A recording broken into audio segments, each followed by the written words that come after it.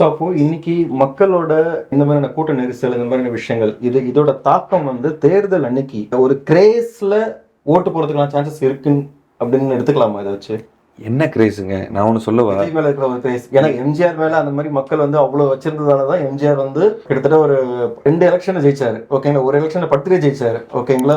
So அப்போ இந்த மாதிரி சுச்சுவேஷன் வந்து அந்த ஒரு கிரேஸ்னாலதான் எம்ஜிஆருக்கு கிடைச்சது. ஆமா, அதே மாதிரி விஜய்க்கு அந்த கிரேஸ்னால ஏதாவது ஒரு சான்சஸ் இருக்கா? எம்ஜிஆர் வந்து மலைனா விஜய் வந்து மடுதான். எம்ஜிஆர் வந்து 1972 அதிமுகவுடைய தலைவர். அதுக்கு முன்னாடி அவர் திமுகவினுடைய பொருளாளர், சட்டமன்ற உறுப்பினர், அண்ணாவினுடைய தம்பி, பிரச்சார பீரங்கி. ஒரு 18-20 வருஷம் ஒரு அனுபவத்துல வர்றாரு. இவர் அப்படியே டைரக்டா 2024 ஆன்லைன்ல வந்து கட்சி நிறுவனாரு. கிட்டத்தட்ட ஒரு 8 மாசம் கழிச்சு தான் வந்து பொதுத்தளத்துக்கு வர்றாரு. இன்னொன்று, நீங்க எம்ஜிஆர் சொன்னீங்க, அதுக்கு முன்னாடி நீங்க கமலோட ஒப்பிட்டீங்க.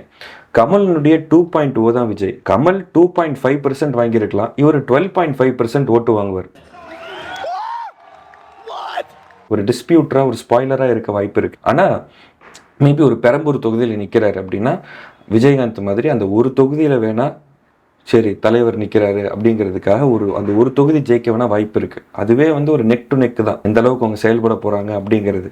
திமுக அண்ணா திமுகலாம் ஒரு இன்ஃப்ராஸ்ட்ரக்சர் இருக்கு.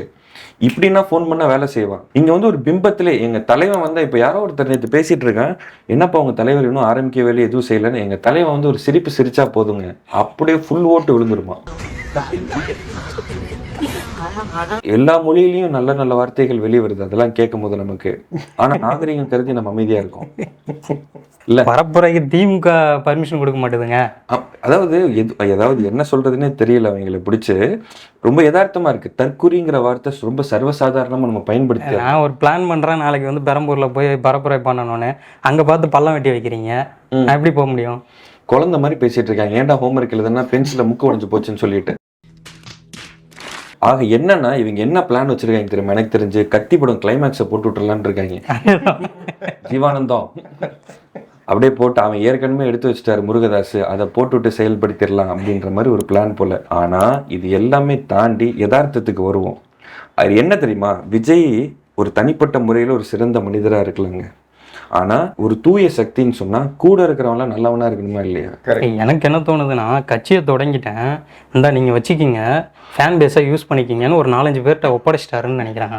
எப்பயாவது ஏதாவது பேசணும்னா சொல்லுங்க, எழுதி கொடுங்க, வந்து நான் பேசிட்டு போறேன் அப்படி. ஒரு பக்கம் இதெல்லாம் பேசினாலும் ஒரு பெரிய இளைஞர் சக்தி வந்து வீணடிக்கப்படுதோ அப்படிங்கிற ஒரு விஷயமும் ஒரு பக்கம் இருக்குங்க.